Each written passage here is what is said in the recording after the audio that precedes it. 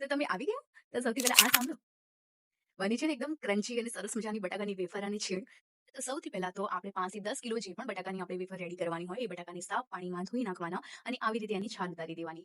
જેટલા પણ બટાકા હોય એની સૌથી પહેલા આપણે છાલ ઉતારી દીધી છે. એના પછી જે વેફર મેકર હોય એટલે કે જે કટર આપણે કે વોટેવર જે પણ કહેતા હોઈએ છીએ, જે બધાના ઘરે આસાનીથી મળી જ રહે છે. અને જો ના હોય આપણી ઘરે તો આજુબાજુના ક્યાંકથી પણ માંગી લેવાનું. તો સૌથી પહેલા મેં આવી રીતે બટાકાની છાલને ઉતારીને સરસ મજાની પતલી પતલી ચિપ્સ રેડી કરી લીધી. રેડી કરતા જઈશું અને પાણીમાં એને આપણે નાખતા રહીશું, જેના કારણે જે વેફર છે એ લાલ નહીં પડે અને કાળી નહીં પડે. આ જે વેફર છે એકદમ સફેદ બનાવવા માટે શું કરવાનું ખબર છે તમને? આ વિડીયોને ધ્યાનથી જોવાનો અને સાંભળવાનો પણ, જેના કારણે આપણે સરસ પરફેક્ટ ક્રન્ચી અને વ્હાઇટ વેફર રેડી કરી શકીશું. તો મેં 2 થી 3 તરીકેની વેફર બનાવી હતી. આ છે અને બીજી વેફર છે અને બીજી હતી છીણ, એટલે કે ટોટલ 3 પ્રકારની. હવે સરસ મજાનું મોટું તપેલું લઈશું. એની અંદર કમસે કમ અડધો કપ જેવું આપણે એડ કરીશું મીઠું. મીઠું એડ કરી દીધું છે. પછી પાણીને આપણે ગરમ કરીશું, એટલે કે સરસ મજાનો એક ઉબાલ આવી જાય, એક બોઇલ આવી જાય ત્યાં સુધી. પછી ધીમે ધીમે ધીમે કરીને આપણે બધા જેટલી પણ વેફર છે એને એડ કરી દઈશું ગરમ પાણીની અંદર. એને સરસ રીતે આપણે ડૂબોળી દેવાની છે. એના પછી ઢાંકણને બંધ કરી દઈશું. 5 મિનિટનો ટાઈમર તમે તમારા ફોનમાં સેટ કરી દેજો. 5 મિનિટમાં આ જે વેફર છે ને એ તૈયાર થઈ જશે.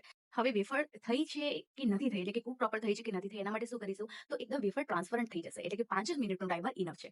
જેમ જેમ વેફર આપણી રેડી થતી છે એવી રીતે આપણે કોઈ પણ કપડા ઉપર કે પછી પ્લાસ્ટિક ઉપર આવી રીતે એને સરસ મજાથી પાથરી દઈશું. જરૂરી નથી કે તમે તડકામાં જ પાથરો. મેં આ જે વેફર છે ઘરમાં જ રેડી કરી છે. 2 કલાકની અંદર આપણી જે ચિપ્સ છે, એટલે કે જે વેફર છે ને એકદમ સરસ મજાની રેડી થઈ જશે.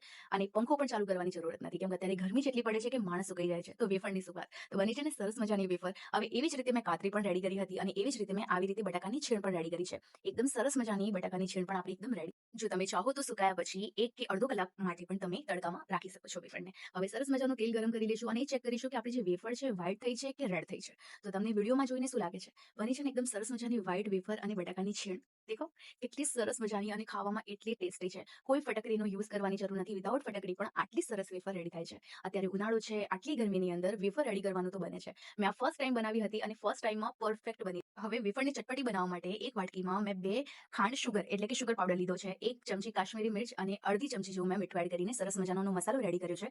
હવે થોડું થોડું સ્પ્રિંકલ કરીશું અને આપણે આને કોટિંગ કરીશું મસાલા સાથે. અને આ જે કોટિંગ થશે ને એના પછી જે ચિપ્સ ખાવાની મજા આવશે, છીણ ખાવાની મજા આવશે, એટલે કે નંબર 1 ચિપ્સ બનવાની છે. જો તમને મારી આ વેફર અને છીણનો વિડીયો ગમે હોય ને તો લાઈક કરવાનું ના ભૂલતા, વિડીયોને શેર કરવાનું ના ભૂલતા. જો તમે પણ ફર્સ્ટ ટાઈમ બનાવવાના હોય તો વિડીયોને કમેન્ટ કરવાનું ના ભૂલતા. અને જો તમને આ ચેનલ ઉપર નવા છો તો પ્લીઝ ચેનલને સબસ્ક્રાઇબ કરી દેજો. તમને વિડીયો કેવો લાગ્યો એ પણ કમેન્ટમાં જણાવજો. તો હવે રેડી થઈ જાઓ અને આખા વર્ષ માટે, એટલે કે 365 દિવસ માટે ડબ્બા ભરી દો.